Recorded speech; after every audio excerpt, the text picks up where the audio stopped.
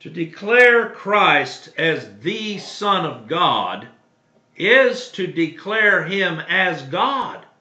And to declare this Christ as coming in the flesh is to declare Him as God in the flesh.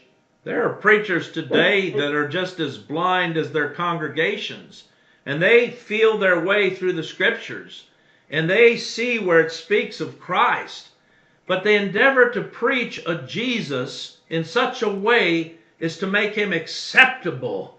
You see, they don't want a Christ that offends.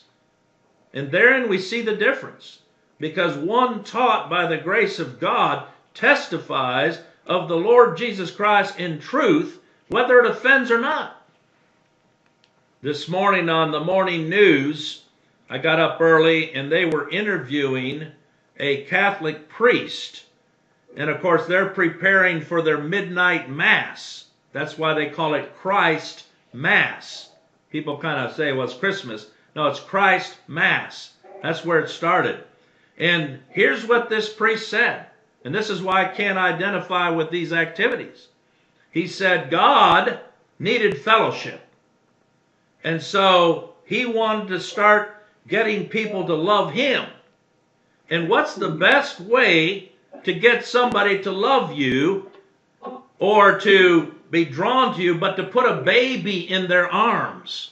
So you could be in a crowd and here someone has a baby. Maybe you're not getting along, but as soon as you bring a baby in, all of a sudden everybody's looking at the baby and they're thinking just how nice and cute, kind the baby is.